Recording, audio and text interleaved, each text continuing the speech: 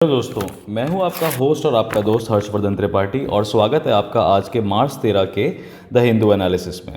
जैसा कि हम जानते हैं कि प्रीलिम्स में हमने अक्सर देखा है कि साइंस एंड टेक के जो भी क्वेश्चंस होते हैं, साइंस एंड टेक या इन्वायरमेंटल साइंस से रिलेटेड जो भी क्वेश्चंस होते हैं करंट अफेयर्स के, वो हमें द हिंदू के संडे के एडिशन में देखने को मिलते हैं।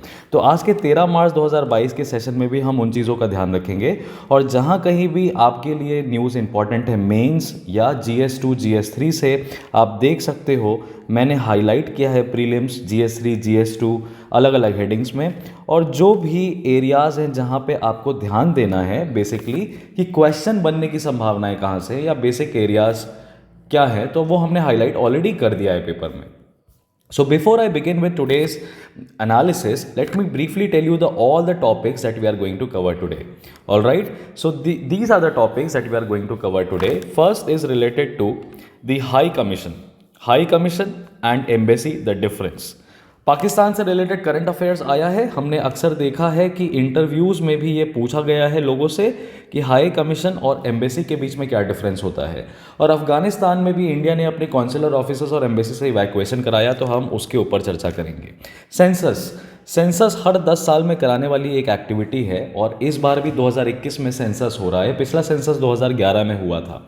तो प्रीलिम्स पॉइंट ऑफ व्यू से सेंसस क्यों इंपॉर्टेंट है, कौन कराता है, या क्या क्या एक्टिविटीज सेंसस में इन्वॉल्व रहती हैं, उसके ऊपर हम चर्चा करेंगे। हाल फिलहाल में ये भी देखा जा रहा है कि बड़ा ही डिबेट चल रहा है सोशियो इकोनॉमिक कास्ट सेंसस के डेटा को लेके कि वो डेटा सरकार ने ऑफिसर्स को, स्टेट गवर्नमेंट्स को प्रोवाइड नहीं कराया है। So whatever are the probable areas, we are going to discuss this. The third topic is related to the role of Lieutenant Governor, and Lieutenant Governor, it has been seen in news that Prafulla Patel is going to be appointed as a Lieutenant Governor. इनको दिल्ली का lieutenant governor बनाने वाले हैं। तो हमने prelims और GS2 के point of view से जो भी चीज़ें हैं कवर करेंगे। इसी में हम आपको एक मेंस प्रैक्टिस क्वेश्चन भी कराएंगे जिसमें कि हम आपको पूछेंगे कि लेफ्टिनेंट गवर्नर का क्या एक तरीके से रोल जो है वो एक टूल बन गया है केंद्र सरकार का राज्य सरकारों की ऑटोनॉमी छीनने के लिए। तीसरी जो उसके बाद चौथी जो न्यूज़ है हमारी वो है प्रोविडेंट फंड से रिलेटेड, EPFO स्कीम से रिलेटेड। ये प्रीलिम्स और GS3 पॉइंट ऑफ व्यू से इंपॉर्टेंट है क्योंकि अल्टीमेटली ये एक तरीके की सोशल सिक्योरिटी की स्कीम है। ऐसे वर्कर्स को प्रोटेक्ट करती है जिनकी आमदनी 15,000 रुपये महीना से, मासिक आमदनी 15,000 रुपये से कम है। तो प्रीलिम्स के पॉइंट ऑफ व्यू से कि प्रोविडेंट फंड कैसी बॉडी है, स्टैट्यूटरी है, कॉन्स्टिट्यूशनल है, एक्स्ट्रा कॉन्स्टिट्यूशनल है, और GS3 के माध्यम से कि किस तरीके से सरकार सोशल सिक्योरिटी लोगों को प्रोवाइड कर रही है जिनको इन्फ्लेशन का बहुत ज़्यादा भारी असर पड़ता है। तो हम उसके ऊपर चर्चा करेंगे। वाइब्रेंट विलेज प्रोग्राम्स जो हैं ये सरकार ने अभी फाइनेंस मिनिस्ट्री ने बजट 2022 में इन स्कीम्स को अनाउंस किया है जिसमें कि हम बॉर्डरिंग विलेजेस, नेबर जो हमारे चाइना से बॉर्डर करती हुई विलेजेस हैं उनके ऊपर फोकस कर रहे हैं, उनकी रोड कनेक्टिविटी बढ़ा रहे हैं, उन पर टूरिज़्म बढ़ा रहे हैं, रेसिडेंशियल सेंटर्स बढ़ा रहे हैं। क्योंकि हमने देखा है कि 2017 से चाइना जो है अपना अरुणाचल प्रदेश के अराउंड जो विलेजेस हैं या लद्दाख के अराउंड जो विलेजेस हैं उनमें परमानेंट विलेजेस अपने साइड पे बना रहा है। तो कहीं ना कहीं वो डेमोग्राफी को चेंज करना चाहता है और इसलिए हमारी सरकार ने प्रूडेंट विजिलेंट होके वाइब्रेंट विलेजेस प्रोग्राम को इनिशिएट किया है। प्रीलिम्स के पॉइंट ऑफ व्यू में जो सवाल इंपॉर्टेंट हो सकता है, स्टेटमेंट बेस्ड क्वेश्चंस जब आते हैं तो उसमें पूछा जा सकता है कि कौन से राज्य इस स्कीम का या इस प्रोग्राम का पार्ट नहीं है, तो हम उसके बारे में डिस्कशन करेंगे। ये सिक्स्थ न्यूज़ जो है ये काफ़ी इंपॉर्टेंट है, मैटरनल मोर्टालिटी रेट से रिलेटेड है। So what is maternal mortality rate, what is India's maternal mortality rate, how is Kerala performing, किस तरीके से केरला मैटरनल मोर्टालिटी रेट में अच्छा परफॉर्म कर रहा है, हम उसको GS3 के पॉइंट ऑफ व्यू से कवर करेंगे। क्योंकि अगेन ये मैटरनल हेल्थ केयर यानी कि माता की या शिशु की जो लाइफ रेट है, जो लाइफ एक्सपेक्टेंसी है और किन कारणों की वजह से उनकी डेथ हो जाती है, तो हमारे हेल्थ सेक्टर की कमज़ोरियों को ये कहीं ना कहीं रिफ्लेक्ट करता है। तो हमारे हेल्थ प्रोग्राम्स पेनिट्रेट नहीं कर पा रहे हैं ये दर्शाता है, इसलिए मैटरनल मोर्टालिटी रेट पे अच्छी न्यूज़ आई है, हम उसको देखेंगे। फाइनेंस कमीशन पे हम थोड़ी सी चर्चा करेंगे GS2 और प्रीलिम्स के पॉइंट ऑफ व्यू से। फाइनेंस कमीशन हमको पता है कि एक तरीके से ये कॉन्स्टिट्यूशनल बॉडी है। कॉन्स्टिट्यूशनल बॉडी है और प्रेसिडेंट इसको बनाता है। फाइनेंस कमीशन का रोल क्या होता है, कहाँ हमने इसको करंट अफेयर्स में देखा, तो केरला बड़ा नाराज़ चल रहा है केंद्र सरकार से कि ऑक्शन जो है एक पब्लिक सेक्टर एंटिटी का, उसमें केरला गवर्नमेंट को वो पार्टिसिपेट करने नहीं दे रही है, डाइवेस्टमेंट कर रही है सरकार। तो उसके ऊपर निंदा की है केरला सरकार ने, तो उसके ऊपर हम चर्चा करेंगे। सरस, देखिए ये साइंस एंड टेक्स से डायरेक्ट क्वेश्चन आता हुआ है। इंडिया का एक लीडिंग एक्सपेरिमेंट है, रमन रिसर्च इंस्टीट्यूट बेंगलुरु द्वारा करवाया जा रहा है, यानी कि department of science and technology government of India directly involve है। तो प्रीलिम्स पॉइंट ऑफ व्यू से सरस है क्या, और क्या है कॉस्मिक डॉन, जो कि सर्च करने की कोशिश कर रहा है by detecting the radio waves that are somewhere around 13.6 billion years old, हम उसके ऊपर डिस्कशन करेंगे। एट लास्ट आपको आज के द हिंदू में जेनेवा कन्वेंशंस के बारे में बताया है। ये हमारे लिए एक बहुत इंपॉर्टेंट करंट अफेयर्स हो जाता है, प्रीलिम्स के पॉइंट ऑफ व्यू से भी, GS2 के पॉइंट ऑफ व्यू से भी। पर इसकी हाई फ्रिक्वेंसी मैं प्रीलिम्स में कहता हूं क्योंकि GS2 में India's adherence with Geneva convention आपसे पूछा जा सकता है, क्योंकि रशिया यूक्रेन की कॉन्फ्लिक्ट के दौरान ये देखा गया है कि क्या जेनेवा कन्वेंशंस जो हैं वो वॉर अफेक्टेड रीजन्स में सिविलियंस की सिक्योरिटी या कैप्चर्ड सोल्जर्स की सिक्योरिटी इंश्योर करा पा रहे हैं, क्या रशिया यूक्रेन जेनेवा कन्वेंशंस को फॉलो कर रहे हैं या वॉयलेट कर रहे हैं। इसमें इंडिया ने जो ऑपरेशन गंगा कराया था, मैंने प्रीवियस न्यूज़ एनालिसिस में भी आपको बताया है कि ऑपरेशन गंगा के बारे में हमें ध्यान रखना है कि किस कन्वेंशन के आधार पे ये लीगल माना जा रहा है या इंडिया के पास ये पावर है कि वो ऑपरेशन गंगा करा सकता है। उसके बाद लास्ट में मैं आपको मेन स्पेसिफिक कुछ क्वेश्चंस दूंगा, जिसमें से एक जो है वो GS2 के पॉइंट ऑफ व्यू से इंपॉर्टेंट है और दो मैंने आपके GS3 के पॉइंट ऑफ व्यू से इंपॉर्टेंट रखे हैं, वो मैं आपको बता दूंगा और सीक्वेंशली हम नोट्स बनाते हुए भी चलेंगे।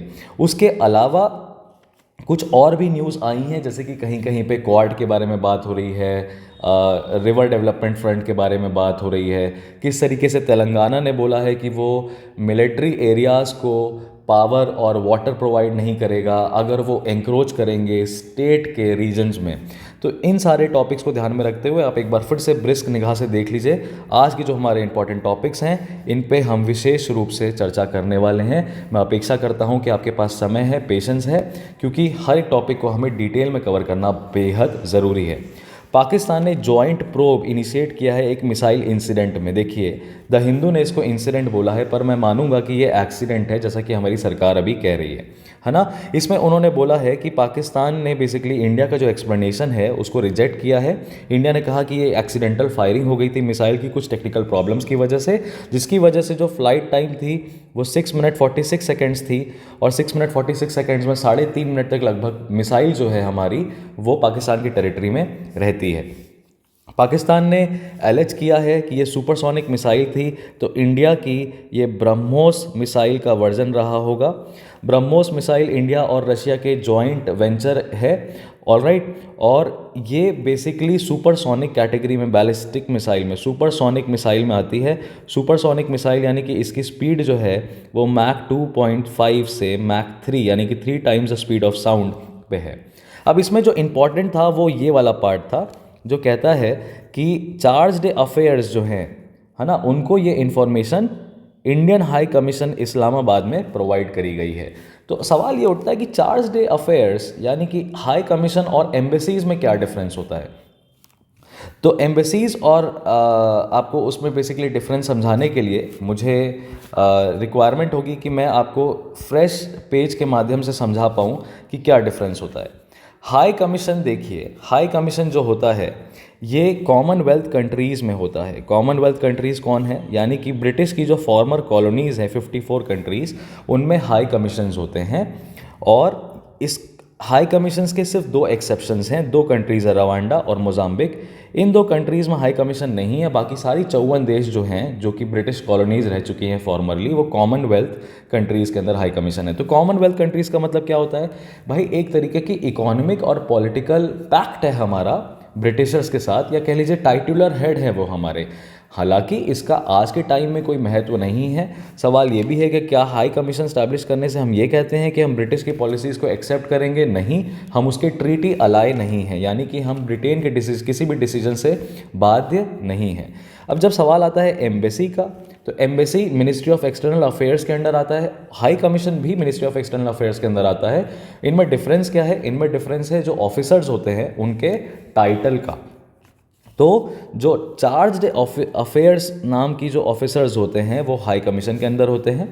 ये हमारे डिप्लोमेटिक रिलेशंस को मैनेज करते हैं कंट्रीज़ के साथ। और एम्बेसी के अंदर हमारे इंडियन फॉरेन सर्विसेज के ऑफिसर्स जो होते हैं हम उनको एम्बेसडर्स बोलते हैं। क्या बोलते हैं? एम्बेसडर्स बोलते हैं। ठीक है, एम्बेसडर अगेन ये हमारे डिप्लोमेटिक ऑफिसर्स होते हैं नॉन कॉमनवेल्थ कंट्रीज़ में। ये ध्यान रखिएगा, नॉन कॉमनवेल्थ कंट्रीज़ में हमारे एम्बेसडर्स होते हैं। ठीक है, अब सवाल ये आया है कि क्या करंट अफेयर्स में कभी कुछ और भी ऑफिसर्स हैं जो कि हमने देखे हैं? तो कॉन्सुलेट ऑफिसर्स हमने न्यूज़ में देखे थे जब अफ़गानिस्तान में ऑपरेशन देवी शक्ति गवर्नमेंट ऑफ इंडिया करा रही थी। अफ़गानिस्तान में ऑपरेशन देवी शक्ति कब कराया? 15 अगस्त को तालिबान ने अफ़गानिस्तान को टेक ओवर कर लिया और हमारे वहाँ पे 5 ऑफिसर्स थे। एक हमारी एम्बेसी थी, 4 कॉन्सुलर ऑफिसर्स थे, जिसमें से सबसे लास्ट में जो इवैक्यूएशन हुआ था वो मज़ार शरीफ में हुआ था। तो मज़ार शरीफ, हेरात, जलालाबाद, काबुल, इन सब जगहों से हमने क्या किया है? अपने इवैक्यूएशन कराए। तो सवाल आपसे ये है कि क्या कॉन्सुलेट ऑफिसर्स, एम्बेसी और हाई कमीशन सेम है? देखिए, ये सब सेम है क्योंकि सारे ही बॉडीज़ डिप्लोमेटिक रिलेशंस को स्टैब्लिश करने की कोशिश करते हैं।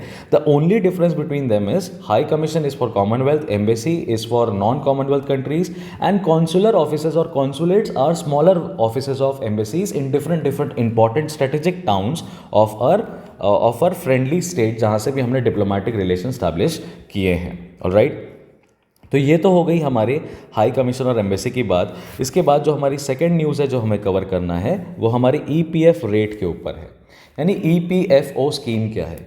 तो ईपीएफ रेट जो है सरकार ने 8.1% कर दिया है, 8.5% से गिरा के। यहाँ पे आपको एक अप एंड डाउन का ग्राफ दिखा रहा है जिसमें आपको समझाने की कोशिश कर रहा है कि 1975, 1976 से लेके अभी तक काफ़ी उतार चढ़ाव आए हैं।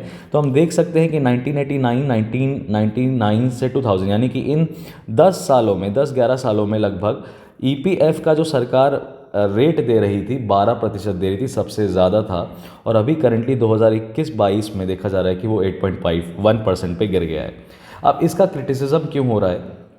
इसका क्रिटिसिज्म सिर्फ इस वजह से हो रहा है क्योंकि यहाँ पे ये जो न्यूज़ है ये कहती है कि ईपीएफ रेट इस समय कम किया जा रहा है जब कंट्री इन्फ्लेशन से ग्रसित है, यानी महंगाई बढ़ रही है। और आपको पता है कि ईपीएफ किसको मिलता है? जिनका सालाना वेतन 15,000 पर मंथ से जिनका वेतन कम है उनको क्या मिलता है? ईपीएफ का बेनिफिट सरकार देती है, स्टेट गवर्नमेंट भी देती है और सेंट्रल गवर्नमेंट भी देती है। ठीक है, तो अब सवाल ये है कि ईपीएफ है क्या? तो प्रोविडेंट फंड्स मतलब आपका कुछ ऐसा हिस्सा जो कि सरकार के पास जमा रहेगा और आपके रिटायरमेंट के दौरान आपको एक तरीके की सोशल सिक्योरिटी प्रोवाइड की जाएगी। तो ईपीएफओ जो है वो शुरुआत हुई थी उसकी 1952 में। तो इस तरीके से हाईलाइट करेंगे, बड़ा कॉम्प्लिकेटेड हो जाएगा, तो हम आपके सामने नोट्स बनाते हैं। ठीक है, आप पेन और पेपर लेके रेडी रहिएगा ताकि जितनी बेसिक इन्फॉर्मेशन हम यहाँ पे लिख रहे हैं वो आप नोट करते चलें। इंसेप्शन इसका 1952 में होता है, 1952 में इसको स्टैब्लिश किया गया था। ऑलराइट, कैसा नेचर है बॉडी का? तो बॉडी स्टैट्यूटरी नेचर की है। स्टैट्यूटरी नेचर है, वो कौन सी स्टैट्यूट है? तो वो स्टैट्यूट का नाम है employee provident fund and miscellaneous provisions act. किस ईयर में बनी थी? जाहिर सी बात है 1952 में ईपीएफ बनाया गया था, तो 1952 में ही बनी रहेगी। इस किस ऑफिस के अंदर एडमिनिस्टर होती है? ऑफिस कौन सा है या मिनिस्ट्री कौन सी है हम कहेंगे? तो ये मिनिस्ट्री है, मिनिस्ट्री ऑफ लेबर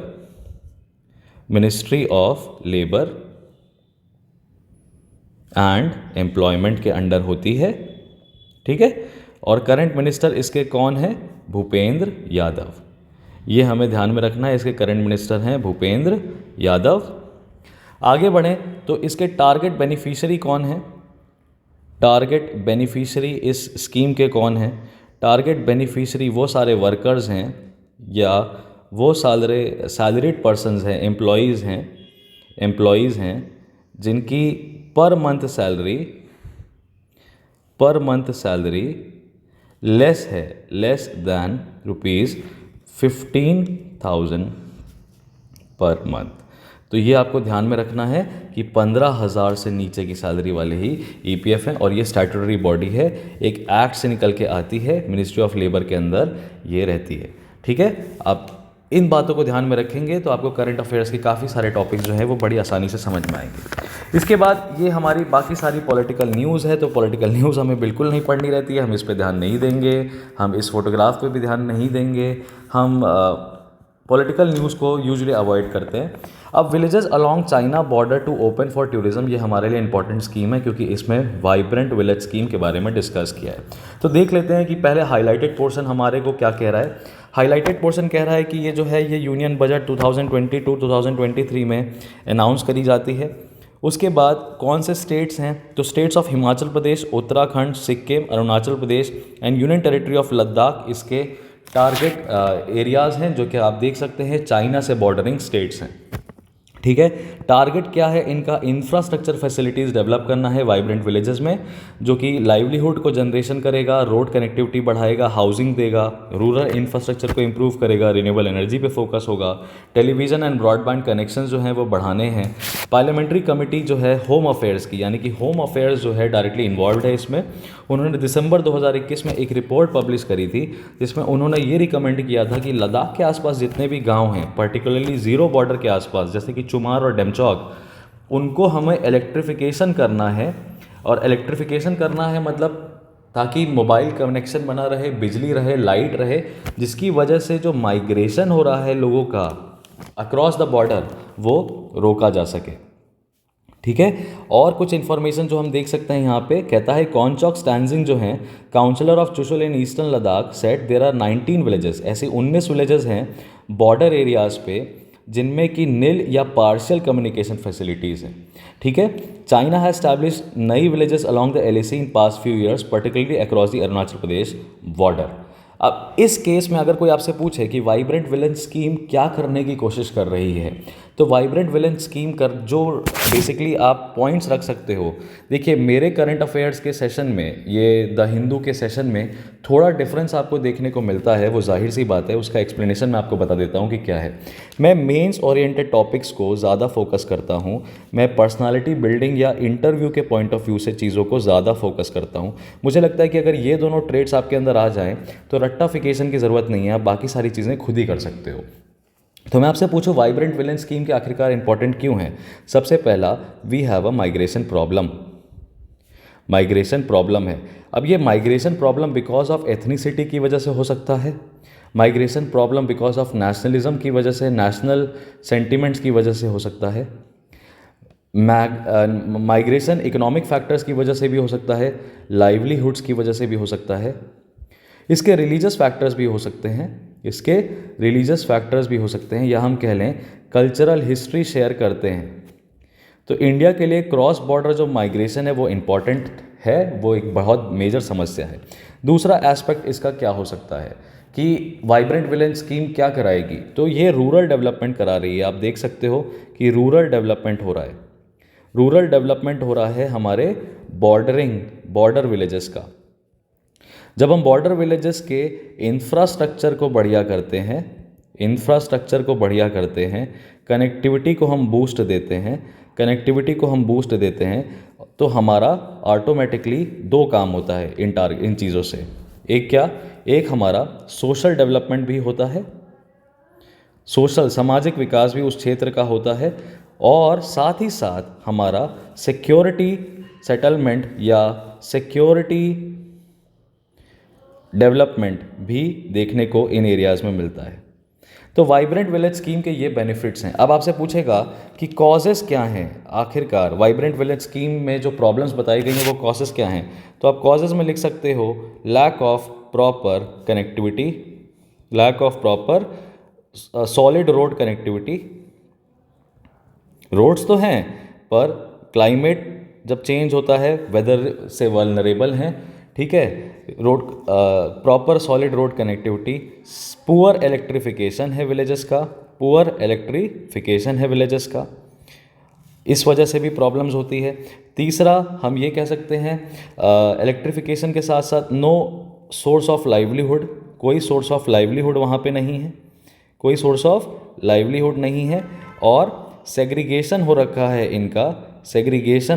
इनका from near by developed towns. तो ये सब चीज़ों को बेसिकली एक तरीके से इन एरियाज़ को डार्क में रखते हैं। तो ये सारे प्रॉब्लम्स को टारगेट करती है हमारी वाइब्रेंट विलेज स्कीम। ध्यान रहेगा आपको। अब आपको वाइब्रेंट विलेज स्कीम के बारे में कोई कुछ भी पूछेगा आप बता दोगे, ठीक है। तो क्या करेंगे वाइब्रेंट विलेज स्कीम के अंदर? दो चीज़ें करेंगे हम। बेसिकली टूरिज़्म को भी प्रमोट करें ताकि लोग जाएं और देखें कि लेह एंड लद्दाख रीजन कितना कॉम्प्लिकेटेड है गवर्नमेंट के लिए। तो इसमें हम दो तरीके के सेंटर्स बनाएंगे, रेसिडेंशियल सेंटर्स बनाएंगे और टूरिस्ट सेंटर भी बनाएंगे। रेसिडेंशियल सेंटर बनाएंगे और टूरिस्ट सेंटर भी बनाएंगे। अब हमको ध्यान में रखना है हमारे लिए टारगेट स्टेट्स कौन कौन से हैं। हमारे लिए टारगेट स्टेट्स हैं Uttarakhand, Himachal Pradesh, Arunachal Pradesh, Sikkim, Uttarakhand, Himachal Pradesh and union territory of Ladakh, ठीक है। फिलहाल ये तो मिनिस्ट्री ऑफ फाइनेंस ने अनाउंस किया है, पर ये Border Road Organisation, Ministry of Home Affairs, Ministry of Finance सब मिल के इसमें यानी डिफेंस मिनिस्ट्री जो है वो भी शामिल रहेगी। तो ये सारी मिनिस्ट्रीज़ मिल के, मिनिस्ट्री ऑफ टूरिज़्म भी शामिल रहेगी, मिल के इस एरिया का विकास करेंगे वाइब्रेंट विलेज स्कीम के अंडर। क्लियर है। आगे बढ़ते हैं हम अपने करंट अफेयर्स को बढ़ाते हुए, अपने द हिंदू एनालिसिस को बढ़ाते हुए। तो ये नोट्स आप बना लीजिएगा, है ना। मेंस और प्रीलिम्स हम दोनों को साथ में लेते हुए चल रहे हैं। आगे बढ़ते हैं हमारे दूसरे न्यूज़ पे GS2 के पॉइंट ऑफ व्यू से। देखिए GS2 के पॉइंट ऑफ व्यू से ये रीयूनिफिकेशन का एक बहुत बड़ा डिबेट चल रहा है। मैंने आपको प्रीवियस द हिंदू के 10 मार्च के एनालिसिस में आपको बताया था कि 3 म्युनिसिपल बॉडीज़ जो हैं उनको मर्ज कर दिया जा रहा है। They are being merged, 3 municipal bodies are being merged. ये मर्ज करने का कारण क्या है? तो मर्ज करने के 2 रीजंस बोले जा रहे हैं। पहला रीज़न तो ये है कि हमारा जो रिसोर्स है, फाइनेंशियल रिसोर्स है, वो रिसोर्स का ईजी मोबिलाइजेशन हो पाएगा। सेकंड जो है हमारा बेसिकली एफिशिएंट एडमिनिस्ट्रेशन भी हो पाएगा, ठीक है। व्यक्ति विशेष कम रहेंगे, कम लोगों से डील करना पड़ेगा सेंट्रल गवर्नमेंट को, तो आसानी से एडमिनिस्ट्रेशन इंप्रूव हो सकता है। लेकिन इसके कुछ लॉप साइडेड्स भी हैं, यानी कि कुछ लूप होल्स भी हैं इस स्कीम के। तो इसके रीयूनिफिकेशन डिबेट में स्कीम में प्रॉब्लम क्या है कि कई सारे सरकारी अधिकारी जो हैं उनकी पद छिन जाएंगे। 2-3 साल 4 साल से वो उसी जगह पे रह रहे थे, और भाई फैमिलीज़ हैं उनकी भी, तो वो सब भी प्रॉब्लम में आ सकती हैं। उनको अगर कैडर दूसरा मिल गया, उनको रीजन दूसरा मिल गया। तो हम हाईलाइटेड पोर्शंस को पढ़ते हैं और देखते हैं कि क्या इसके अराउंड डिबेट है। और हम बेसिकली प्रफुल्ल खोड़ा पटेल जो कि लक्षद्वीप के एडमिनिस्ट्रेटर रहे हैं, इनके ऊपर चर्चा ना करते हुए हम लेफ्टिनेंट गवर्नर की क्या कॉन्स्टिट्यूशनल पोजीशन होती है, क्या सिनोनिमिटी होती है गवर्नर के साथ, हम उस पर आपको नोट्स बनवाएंगे। वो आप उसके लिए तैयार रहिए। तो पहले हम करंट अफेयर्स को कवर करते हैं। Final decision on Mr Patel's और another person's appointment is the prerogative कहता है सेंटर का है, यानी कि केंद्र डिसाइड करेगा कि प्रफुल्ल पटेल जी चुने जाएंगे कि नहीं चुने जाएंगे। लेकिन इनका नाम जो है वो दिल्ली में अक्सर अभी दिखाई दे रहा है, जिसमें आम आदमी पार्टी जो है काफ़ी चिंतित है। तो सेंट्रल गवर्नमेंट ने रीयूनिफिकेशन का प्रपोजल दिया है। साउथ, नॉर्थ और ईस्ट की 3 म्युनिसिपल कॉरपोरेशंस को मिला दिया जा रहा है। और इसमें इसी भी वजह से स्टेट इलेक्शन कमीशन ने जो वहाँ के चुनाव होने वाले थे, civic elections in the capital होने वाले थे सिविल बॉडीज़ के, उसको डेफर कर दिया है। वैसे तो आपका स्टेट इलेक्शन कमीशन किस तरह के चुनाव कराता है वो भी एक इम्पॉर्टेंट फैक्ट हो जाता है, पर हम उसको ऑलरेडी कहीं ना कहीं कवर कर चुके हैं, तो हम अभी उस डिटेल में नहीं जाएंगे। अब प्रॉब्लम्स क्या हैं? कहता है कि जो पॉसिबिलिटी है रीयूनिफिकेशन की म्युनिसिपल कॉरपोरेशंस की, वो बीजेपी बता रही है एक सल्यूशन की तरह, जिसकी वजह से फाइनेंशियल क्रंच ना हो। सरकार वहाँ पे सरकारी अधिकारियों को, वर्कर्स को, एम्प्लॉयज़ को पैसा नहीं दे पाई है फाइनेंशियल क्रंच करने की वजह से, जिसकी वजह से बहुत सारे स्ट्राइक्स हुए हैं। और उन सारी चीज़ों को रोकने के लिए सरकार मर्जर एक तरह का बता रही है। ठीक है, at least dozen strikes have been held by civic employees, teachers, contractual workers and doctors in the last few months over the issues of non payment of salaries and there are arrears. Now इसमें south corporation के जो standing committee के chairman हैं B K Oberoi, जो BJP से हैं, वो कहते हैं यूनिफिकेशन जो है वो एडमिनिस्ट्रेटिव रिफॉर्म्स को अफेक्ट नहीं करेगा, बल्कि एडिशनल पोस्ट जो बनते जा रही हैं उनको रिड्यूस करने में हेल्प करेगा। अल्टीमेटली रिसोर्स का सेफ, इजी मोबिलाइजेशन और एफिशिएंट एडमिनिस्ट्रेशन, दोनों चीज़ें यहाँ पे हो रही हैं। ठीक है, इसी में स्टेट इलेक्शन कमीशन से रिलेटेड दूसरी खबर भी कह रहे हैं कि प्रधानमंत्री ऑफिस, प्राइम मिनिस्टर्स ऑफिस की अक्सर आदत हो गई है कि करप्शन वाले स्टेट इलेक्शन कमिश्नर्स को अपॉइंट कर लेता है। देखिए, ये पूरी तरीके से एक तरीके से पॉलिटिकली कलर्ड न्यूज़ है। पॉलिटिकली कलर्ड न्यूज़ पे हमसे सिविल सर्विसेज कभी क्वेश्चन नहीं पूछता है, हमसे स्टैटिक एरियाज़ में पूछता है। लेकिन इसमें ये जो पॉइंट है, ये मेंस से प्रोबेबल क्वेश्चन बनने की संभावना यहाँ से देखी जा सकती है। देखिए क्या कहता है चीफ मिनिस्टर अरविंद केजरीवाल जी ने कहा है, प्राइम मिनिस्टर से कहा है कि म्यूनिसिपल इलेक्शंस अगर आप रोकते हैं, है ना, to allow the municipal elections to be held in the capital, saying postponement of the polls weakens the democratic systems. क्या ऐसा सही है कि अगर चुनाव प्रक्रिया कुछ दिन के लिए टाल दी जाती है एडमिनिस्ट्रेशन को ध्यान में रखते हुए, तो क्या इससे हम कह सकते हैं कि डेमोक्रेटिक सिस्टम जो है वो फेल हो रहा है? This is something that you can ponder. बाकी सारी न्यूज़ को हम अभी अवॉइड करेंगे।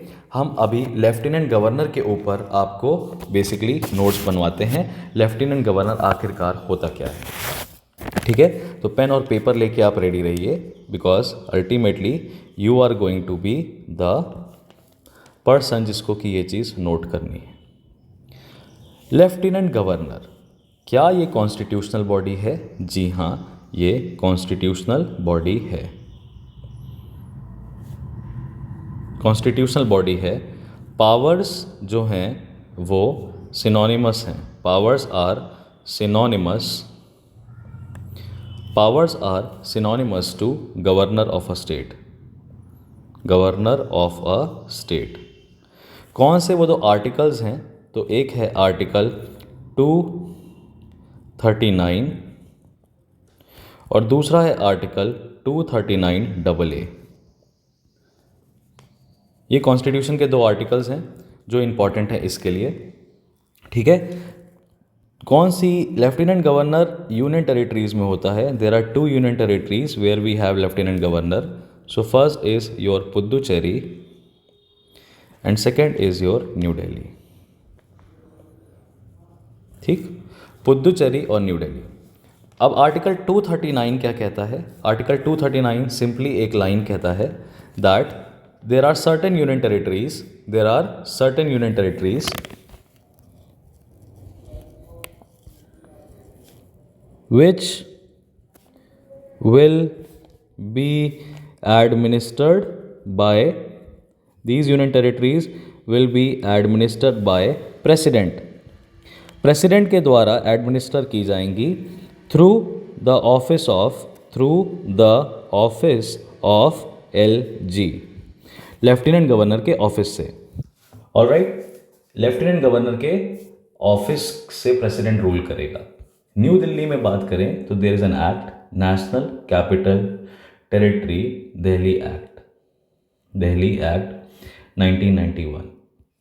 ठीक है, जो कि कहती है कि नई दिल्ली में लेजिस्लेटिव काउंसिल होगी और lieutenant governor would be the executive head. So lieutenant governor is the executive head. Governor के पास क्या पावर रहती है किसी स्टेट में? कि कोई भी बिल है अगर और वो वहाँ की लेजिस्लेटिव काउंसिल ने पास कर दिया है, तो या तो लेफ्टिनेंट गवर्नर उसको असेंट देगा, या उस बिल को विथहोल्ड करेगा, रोक लेगा, या क्या करेगा, कंसिडरेशन ऑफ प्रेसिडेंट के लिए भेज देगा, कंसिडरेशन ऑफ प्रेसिडेंट के लिए भेज देगा। तो ये सारी पावर्स जो हैं वो लेफ्टिनेंट गवर्नर के पास भी रहती हैं पुदुचेरी और नई दिल्ली में। पुदुचेरी में गवर्नमेंट ऑफ यूटी एक्ट है, government of union territory act है 1963 का, जो कि पौंडीचेरी में लेजिस्लेटिव असेंबली प्रोवाइड करता है। ऐसा कहा जाता है कि लेफ्टिनेंट गवर्नर ऑफ दिल्ली जो है उसके पास ज़्यादा पावर्स हैं लेफ्टिनेंट गवर्नर ऑफ पुदुचेरी से। ये इसलिए कहा जाता है क्योंकि lieutenant governor of Delhi, Delhi national capital है एक तो हमारी, इट्स अ नेशनल कैपिटल। दूसरी, लेफ्टिनेंट गवर्नर के पास लॉ एंड ऑर्डर सिचुएशन को गवर्न करने की ज़्यादा पावर्स हैं। Where lieutenant governor of Puducherry क्या कर सकता है, लेजिस्लेटिव असेंबली, वहाँ की जो पुदुचेरी की जो लेजिस्लेटिव असेंबली है वो कानून बनाती है या तो स्टेट लिस्ट के टॉपिक्स पे या कॉन्करेंट लिस्ट के टॉपिक्स पे। तो इसका मतलब ये है कि इन्हीं दोनों लिस्ट पे लेफ्टिनेंट गवर्नर ऑफ पुदुचेरी की भी पावर्स हैं, इससे ज़्यादा पावर्स इनके पास है नहीं। ठीक है, तो ये आप ध्यान रखिएगा। और मेंस का क्वेश्चन आपसे ये पूछा जा सकता है, वो मैं आपके सामने ड्राफ्ट कर देता हूँ, मेंस का क्वेश्चन जो पूछा जा सकता है, ठीक है, ताकि आप उसको अपनी आंसर राइटिंग में प्रैक्टिस कर सकें।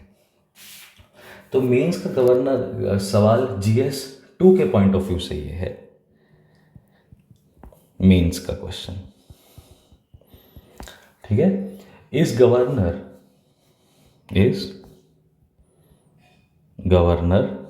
in recent times becoming a tool in the hands of center to take away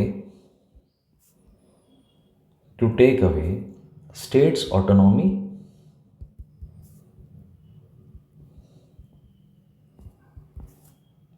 Critically examine.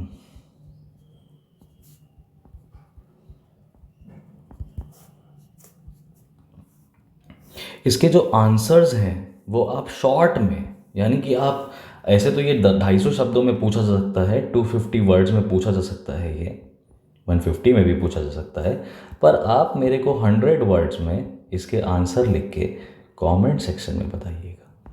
मैं हर एक के कमेंट्स को रिप्लाई करूंगा। कोई टॉपिक है जो आपको समझ में नहीं आया है, मैं उसको भी डील करूंगा, तो आप हमें इस क्वेश्चन का आंसर कमेंट सेक्शन में बताएंगे। ठीक है, आगे बढ़ते हैं हम। ये वाले पेजेस में कुछ खास हमारे लिए था नहीं, है ना। और बेसिक इंपॉर्टेंट जो न्यूज़ है, आज का जो पेपर है काफ़ी ज़्यादा पॉलिटिकल भी था।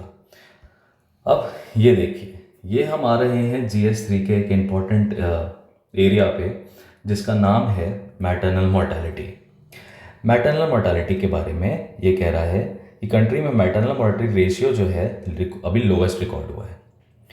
तो एक सर्वे सैंपल रजिस्ट्रेशन सिस्टम की लेटेस्ट बुलेटिन आई है maternal mortality rate in India पे। ये रजिस्ट्रार जनरल ऑफ इंडिया ने रिलीज़ की है, जिसमें केरला का मैटरनल मोर्टेलिटी रेट सबसे कम पाया गया है। कितना? 43। ये ग्राफ देख सकते हो आप, 2004-2006 में 254 मोर्टेलिटी रेट था, यानी कि 1 लाख महिलाएं, 1 लाख लाइव बर्थ्स, यानी कि महिलाओं जिन्होंने 1 लाख लाइव बर्थ्स दी हैं, ठीक है, वो उसमें से 254 जो चिल्ड्रन हैं, बच्चे हैं, बॉर्न बेबीज हैं, they could not survive. So this is like telling you the critical state of the mother, pregnant mothers. All right. Now the maternal mortality ratio of 30 is to be maintained. That is what the government was trying to do.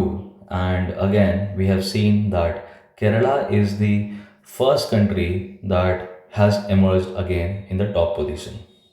ठीक है, तो national maternal mortality rate जो है हमारा 103 है, और United nation का sustainable development goal भी है मैटरनल मोर्टेलिटी रेट 2030 तक का बनाना, यानी कि 1 लाख लाइव बर्थ में से 30 लोग ही वल्नरेबल हों, उससे ज़्यादा ना हो।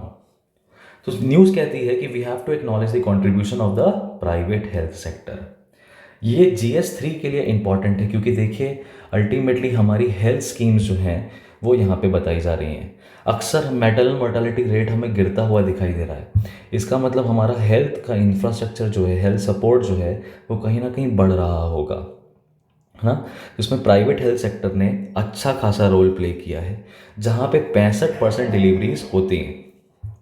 इन्होंने ये भी कहा कि बाकी सारे अगर हम बात करें कि कॉम्प्लिकेटेड अगर हो जाते हैं तो वो सरकारी अस्पतालों में जाते हैं, है ना। इसका मतलब प्राइवेट सेक्टर और पब्लिक सेक्टर का दोनों का इम्पॉर्टेंट रोल है मैटरनल मोर्टालिटी को रीच करने में, एक स्टेबल रेट पे पहुंचाने में। कोविड-19 ने 90 मदर्स की लाइफ क्लेम कर ली थी, यानी कि महिलाएं जो बर्थ देती हैं उनकी जान चली जाती है हेल्थ कॉम्प्लिकेशंस की वजह से। तो वो कॉम्प्लिकेशंस क्या हो सकते हैं?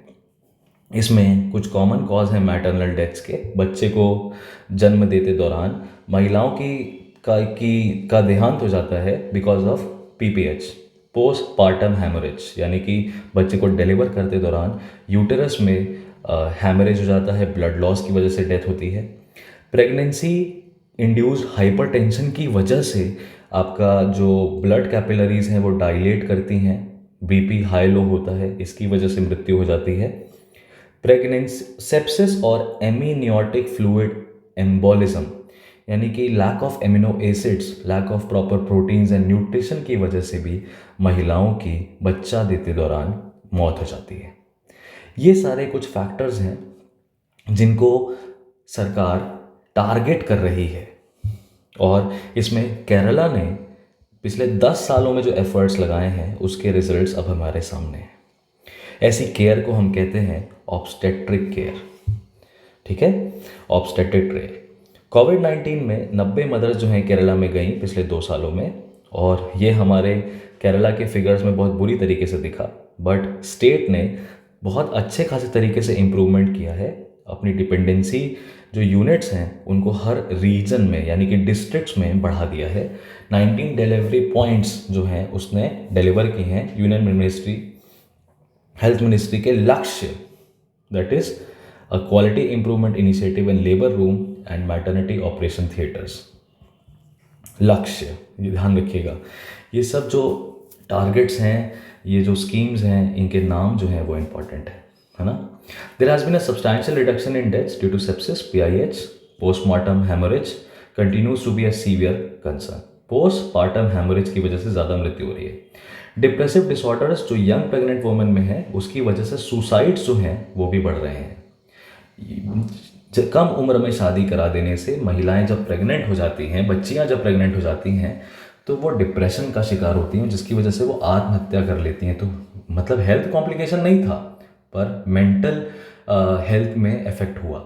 इसी वजह से इसमें हमने देखा है कि जो सरकार है उसने अभी हमारे महिलाओं की जो लीगल एज ऑफ मैरिज है उसको 21 कर दिया है। इस पे बहुत ज़्यादा पॉलिटिकल डिबेट्स हो रहे हैं, पर कहीं ना कहीं ये सारे आंकड़े जो हैं ये दर्शाते हैं कि सरकार का जो वो कदम है वो काफ़ी प्रूडेंट, प्रैग्मेटिक और प्रैक्टिकल है। इसके बाद लास्ट में कहता है Kerala perhaps is the only state to have acted upon the operational guidelines of health ministry under maternal near miss review of 2014, जिसमें कि डिस्ट्रिक्ट जब इन्वॉल्व हुए हैं तब केरला 30 का मैटरनल मोर्टालिटी रेट अचीव करने की तरफ बढ़ चुका है, अभी करंटली 43 है। ये चीज़ आप ध्यान में रखिएगा, GS3 के पॉइंट ऑफ व्यू से इंपॉर्टेंट है। इसमें जो सवाल अगेन आपसे मेंस के मैं प्रैक्टिस क्वेश्चन दूंगा आपको, GS3 मेंस, इसका भी आंसर आप मुझे 100 शब्दों में, 100 वर्ड्स में आप मुझे कमेंट सेक्शन में दीजिएगा, ठीक है। पढ़ाई भले ही एक सवाल हम डेली करें, पर हम ऐसा करें कि उससे कभी भी हमसे कोई भी क्वेश्चन कर ले तो हमें उसके बारे में आइडिया हो, है ना। जल्दी जल्दी इंफॉर्मेशन गैदर नहीं करना है हमें, सिर्फ हमें बेसिकली कॉन्टेक्स्ट को भी समझना है। तो क्वेश्चन हमारे सामने ये है कि state, the state needs to actively actively pursue actively pursue health infrastructure health infrastructure at ground level to protect children and woman. Enumerate the problems and highlight achievements. ये भी सवाल 250 शब्दों का है, ठीक है, पर आप मुझे 100 शब्दों में इसके आंसर्स बताएंगे। क्लियर? तो आप देख सकते हो कि मेंस का ये दूसरा क्वेश्चन मैंने आपको दे दिया है इस करंट अफेयर से। बाकी चीज़ें हमारे लिए ज़्यादा ज़रूरी पेपर में नहीं है। ईपीएफ का रेट कट जो है, इसमें ईपीएफ की फर्दर इन्फॉर्मेशन जो है वो दी गई है, जो हमने आपको ऑलरेडी बता दी एक तरीके से, है ना। उसके बाद सेंसस के ऊपर है, तो सेंसस के ऊपर उन्होंने बोला है कि जो ये डेटा है, हाँ, सेंसस गवर्नमेंट ने सेल्फ इन्यूमरेशन अलाउ किया है, तो हमें डिजिटल सेंसस या सेंसस के ऊपर नोट्स बनाने हैं। तो पहले तो ये देखें कि न्यूज़ में क्या कह रहा है कि 30 लाख जो एन्यूमरेटर्स हैं, जो कि सरकारी ऑफिसर्स होते थे या स्कूल टीचर्स होते थे, वो 650 से 800 लोगों का एक व्यक्ति डिटेल इकट्ठा करता था। पर बड़े ही चैलेंजेस होते हैं, बड़ी प्रोलॉन्ग्ड एक्सरसाइज होती है, लंबी टीडियस टास्क हो जाता है ये। तो इस बार सरकार ने, मिनिस्ट्री ऑफ होम अफेयर्स ने अपने एक सेंसस एक्ट 1948 में चेंजेस किए और बोला कि हर व्यक्ति को हम अलाउ कर देंगे कि वो इंफॉर्मेशन जो है वो खुद ही प्रोवाइड करे। इससे सरकार का सेंसस कराने का जो लागत है वो भी घटेगा और जो इन्फॉर्मेशन है वो भी काफ़ी ज़्यादा क्वांटिटी में इकट्ठा की जा सकेगी। No one would be left out in the census, जनगणना में कोई पीछे नहीं रहेगा। तो सेल्फ एन्यूमरेशन में फिलिंग, कंप्लीशन, सबमिशन जो है आपको रिस्पोंडेंट्स को खुद ही अपने द्वारा करना है।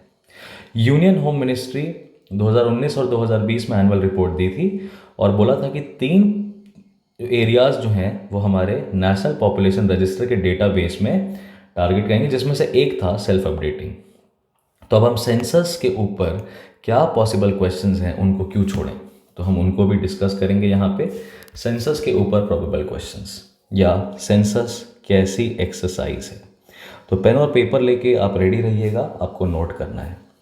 सेंसस डेकेनियल एक्सरसाइज है या डेकेनियल एक्सरसाइज है, यानी कि हर 10 साल में कराई जाती है। हम इसको हिंदी में कहते हैं जनगणना। जनगणना में क्या क्या हम करते हैं? जनगणना में हम 3 एरियाज पे नज़र रखते हैं। डेमोग्राफी, कितने क्षेत्र में कितनी आबादी रह रही है। दूसरा, इकोनॉमिक स्टेटस या इकोनॉमिक पोजीशन, यानी एम्प्लॉयमेंट अनएम्प्लॉयमेंट का स्तर क्या है, इनकम क्या है, ठीक है। और सोशल डेटा, सोशल डेटा में जात का, जेंडर रेशियो, ये सब चीज़ों को भी हम कवर करते हैं। कौन सा ऑफिस कराता है? ऑफिस रिस्पॉन्सिबल है रजिस्ट्रार जनरल का। रजिस्ट्रार जनरल का ऑफिस है, किस मंत्रालय के अंडर आता है? मिनिस्ट्री ऑफ होम अफेयर्स के अंदर, मिनिस्ट्री ऑफ होम अफेयर्स के अंदर, ठीक है। पहला सेंसस, फर्स्ट कंप्लीट सेंसस कब हुआ था इंडिया में? पहला सेंसस, फर्स्ट कंप्लीट सेंसस 1830 में, यानी अंग्रेजों के द्वारा लाई गई प्रक्रिया है, जिसको कराया था हेनरी वॉल्टर ने। हेनरी वॉल्टर ने। जेम्स प्रिंसेप ने भी, जेम्स प्रिंसेप, आपको क्या हिस्ट्री में आपने जेम्स प्रिंसेप का नाम सुना है? इन्होंने ब्राह्मी स्क्रिप्ट जो है, खरोष्टी स्क्रिप्ट जो है वो ढूंढी थी। जेम्स प्रिंसेप ने इलाहाबाद में और वाराणसी में सेंसस लोकल लेवल पे कराया था, पर ऑल इंडिया लेवल पे पहली बार हेनरी वॉल्टर ने 1830 में कराया। ये एक्सरसाइज कैसी है? This is a statutory exercise. Statutory exercise है। स्टैट्यूटरी एक्सरसाइज बोले तो कौन सी वो स्टैट्यूट है, कौन सा वो लॉ है? तो वो है census act, census act 1948, census act 1948, ठीक है। क्या कॉन्स्टिट्यूशन में कुछ मेंशन्ड है? तो आर्टिकल 246 जो है, आर्टिकल 246 जो है वो पॉपुलेशन सेंसस की बात करता है, पॉपुलेशन सेंसस की बात करता है। और ये पॉपुलेशन सेंसस बेसिकली शेड्यूल 7 में, कॉन्स्टिट्यूशन के शेड्यूल 7 में यूनियन लिस्ट के अंडर आता है, ठीक है। सेंसस के बारे में कैन आरटीआई बी फाइल्ड, क्या आरटीआई डाली जा सकती है सेंसस पे? क्या पता है आपको? क्या एक आम नागरिक को सेंसस की जनगणना दी जा सकती है? जी नहीं, इट्स अ कॉन्फिडेंशियल इंफॉर्मेशन। ये एक तरीके से कॉन्फिडेंशियल इंफॉर्मेशन है। आम व्यक्ति को, आम नागरिक को सेंसस की इंफॉर्मेशन नहीं दी जा सकती है। तो हाँ, इस पे कोई सिटीज़न राइट टू इंफॉर्मेशन, जो कि मौलिक अधिकार का दर्जा जिसको दिया गया है, वो भी नहीं डाल सकता है। नो कोर्ट इंक्वायरी, कोई कोर्ट भी इसको इंक्वायर नहीं कर सकता है। ठीक है। और एडिशनल फैक्ट्स क्या हैं? 2021 में जो सेंसस होना है ये हमारा 16th सेंसस होगा। ध्यान रखिएगा, 16th सेंसस होगा। ये हमारा फर्स्ट डिजिटल सेंसस होगा, फर्स्ट डिजिटल सेंसस होगा। और साथ ही साथ इसमें सेल्फ एन्यूमरेशन की बात भी पहली बार की है। Self enumeration for first time. सवाल एक पूछता हूँ सबसे पहला, when was first socio economic caste census? Socioeconomic caste census is different from census. Socioeconomic caste census conducted, कब किया गया था socioeconomic caste census को conduct? It was in the year 2011, and socioeconomic caste census is a mandatory exercise under Article 340. All right, where families and castes are interrelated through economic positions, so that government can bridge the rural urban divide of families, can notify the target beneficiaries.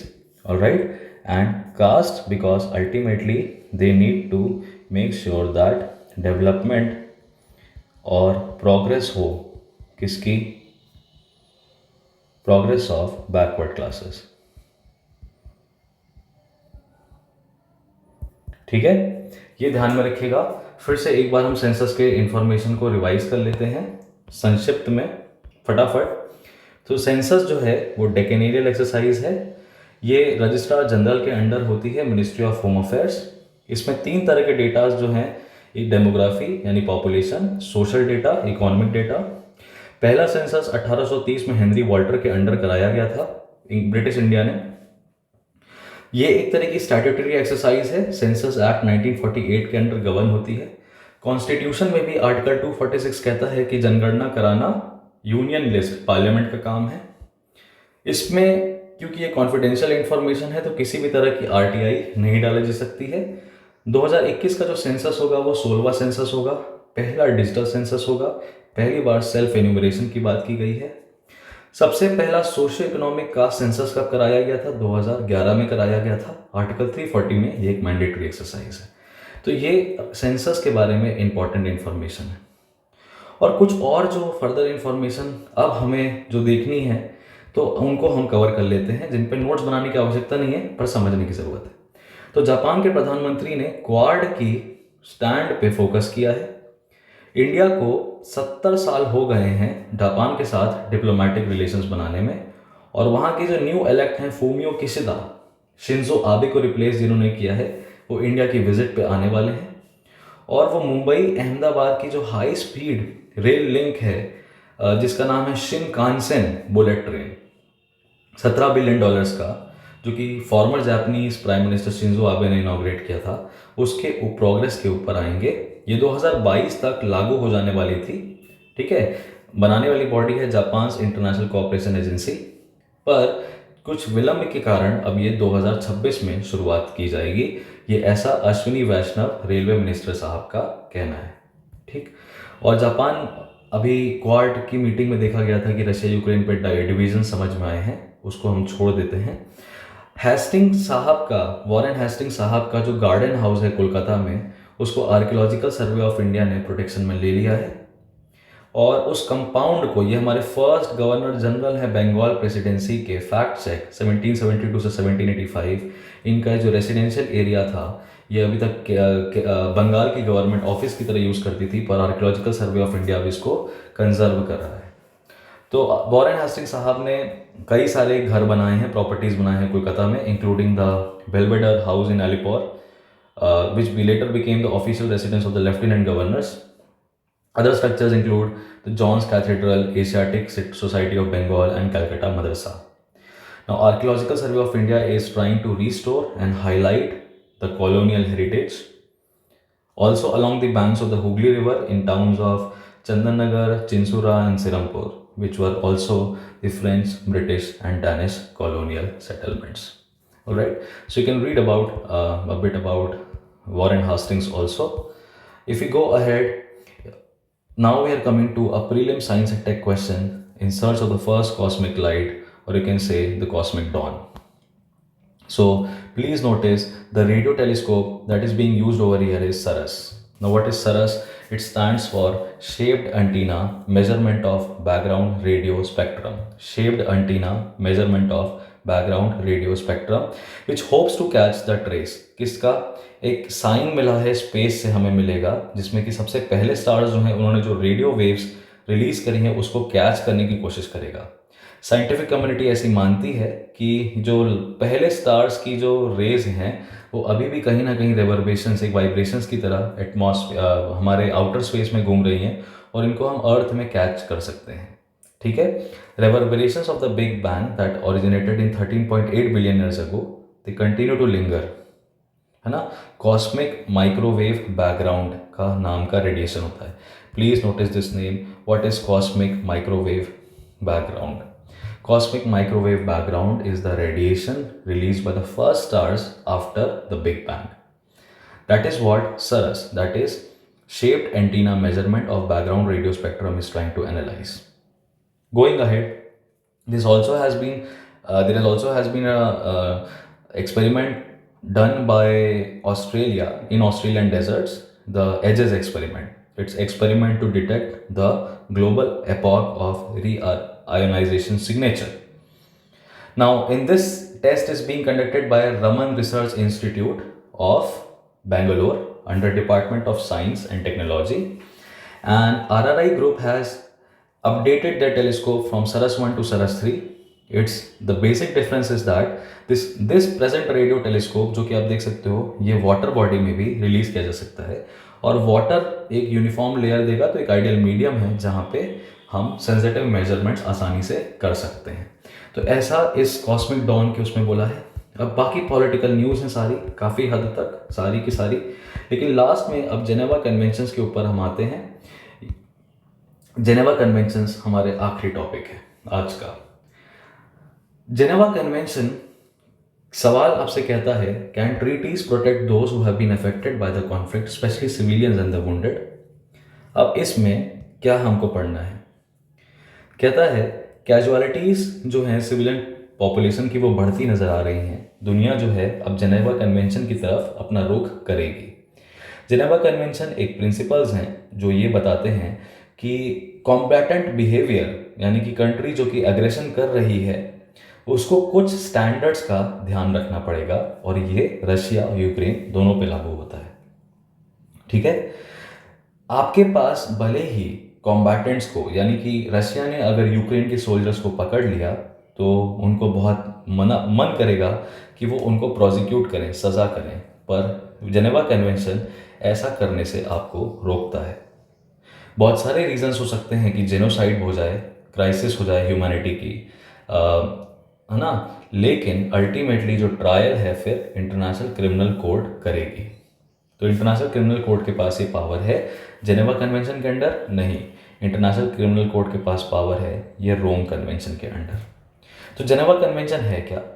सवाल ये है कि Geneva convention है क्या? 4 नियम हैं, there are 4 treaties जो कि 1949 में फॉर्मलाइज किए गए थे। 3 एडिशनल प्रोटोकॉल हैं जो कि कोडिफाई करते हैं, यानी लॉ बनाते हैं किस पे? एथिकल, लीगल, इंटरनेशनल स्टैंडर्ड्स पे, ह्यूमैनिटेरियन ट्रीटमेंट के, यानी कि कोई व्यक्ति पकड़ लिया, कोई सिविलियन पकड़ लिया आपने, किसी कंट्री में आपने अटैक किया या आप वॉर में हो, तो आपको उनको सम्मानित तरीके से ट्रीट करना है और आपको वॉर ख़त्म हो जाने के बाद उनको उनकी नेटिव कंट्री में वापस भेज देना है। जेनेवा प्रोटोकॉल का हमने अभी यूज़ जाधव के मैटर में पाकिस्तान के ऊपर भी किया था, जहाँ पे जाधव को वो स्पाई बोल रहे थे, पर हमने उसको अपना आर्मी का, नेवी का सोल्जर बोला था और बोला था कि उसको एक वकील प्रोवाइड कराया जाए। तो इसमें क्या है, आप non conventional biological chemical weapons use नहीं कर सकते हैं, और ये सब Hague convention and the Geneva protocol पे रेगुलेट होते हैं। तो first, second, third and fourth Geneva convention के बारे में यहाँ पे मेंशन किया है। अलग अलग टारगेट्स हैं, कुछ एडिशनल प्रोटोकॉल्स हैं जो कि 1977 में आए थे, जो बताते हैं कि जो पॉपुलेशन है, आम नागरिक है, उनको जंग के कंसिक्वेंसेस से कुछ एक्सेप्शंस मिलेंगे। हॉस्टिलिटीज़ यानी एग्रेशन जो है आपको एक तरीके से करना है, और अफेक्टेड पर्सनस को प्रोटेक्ट करना है। फॉरेनर्स को और टेरिटरी के, आपके देश के नागरिकों के बीच में डिफ्रेंशिएट नहीं करना है, और किसी भी सिविलियन को हार्म नहीं पहुंचाना है। इसमें 196 कंट्रीज़ जो हैं उन्होंने जेनेवा कन्वेंशन को रेटिफाई किया है। बाकी 3 अलग अलग प्रोटोकॉल में अलग अलग संख्या हमको कंट्रीज़ के रेटिफिकेशन की देखने को मिलती है। इसमें आर्टिकल 19 है पहले प्रोटोकॉल का, 1977 के पहले प्रोटोकॉल का आर्टिकल 19 है, जिसको कि रशिया ने क्या कर लिया है, जिस पे अग्री नहीं किया है। ये कहता है कि ये पूरा का पूरा मैटर जो है आपका जेनेवा कन्वेंशंस के वायलेशन का एक इंडिपेंडेंट बॉडी इंटरनेशनल कम्युनिटी बना सकती है और आपकी कंट्री में भेज सकती है इन्वेस्टिगेशन करने के लिए। आर्टिकल 90 वो पावर देता था, रशिया ने वो पावर नहीं ली, रशिया ने वो चीज़ मानी नहीं। और आर्टिकल 8 जो है रोम स्टैट्यूट का, वो ये कहता है कि इंटरनेशनल क्रिमिनल कोर्ट जो है उसके पास जुरिस्डिक्शन है वॉर क्राइम्स को डील करने का, when committed as a part of plan और पॉलिसी।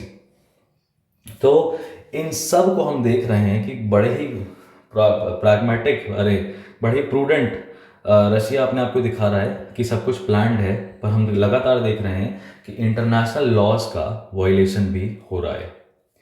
तो इसमें GS2 के पॉइंट ऑफ व्यू से क्या इंपॉर्टेंट है, क्या इंडिया ने जेनेवा कन्वेंशन का यूटिलाइजेशन किया है, या इंडिया को जेनेवा कन्वेंशन किसी तरीके से फेवर कर रहा है कि नहीं कर रहा है, तो वो हमें देखना है। और प्रीलिम्स के पॉइंट ऑफ व्यू से तो जेनेवा कन्वेंशन, रोम कन्वेंशन और इंटरनेशनल क्रिमिनल कोर्ट का क्या है, जुरिस्डिक्शन क्या है। देखिए, मैं ये मानता हूँ कि अगर आप सिविल सेवा की परीक्षा की तैयारी कर रहे हैं, मेरा पर्सनल मानना है, मैं आपके साथ अपने मत को रखना चाहूँगा, आपके साथ साझा करना चाहूँगा कि अगर आप सिविल सर्विसेज की परीक्षा की तैयारी कर रहे हैं, तो ये कहना कि सारी पढ़ाई आपकी सिर्फ इस वीडियो को देख के हो जाएगी, ये बड़ा ही मुश्किल है कहना। और कोई भी संस्था, शैक्षिक संस्था इस चीज़ पे, इंक्लूडिंग हमारा प्रेप IAS, इस पे बिलीव नहीं करता है।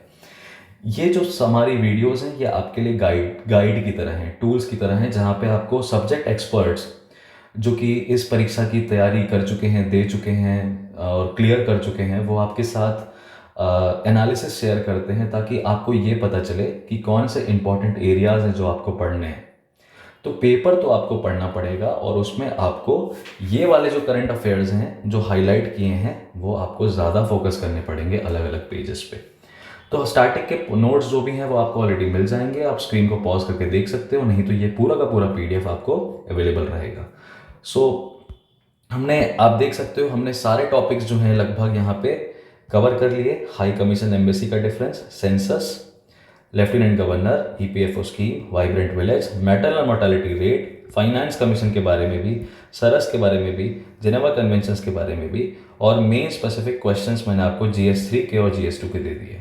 एक सवाल एक्स्ट्रा है जो कि आप सुन सकते हो कि central government stand to disinvest in public sector undertakings and generate revenue is against the spirit of cooperative federalism. Critically examine. All right, you can tell me the answers in your comment box. Please comments में जाके हमें बताइए कि आपको ये analysis कैसा लगा। अपने आंसर्स जो हैं आप हमें कमेंट्स में बताइए, और मैं हर एक कमेंट्स के रिप्लाई करूँगा। Thank you so much. This was your host, your mentor, your friend Harshvardhan Tripathi. I'll see you guys soon in the next The Hindu Daily News Analysis. Thank you so much.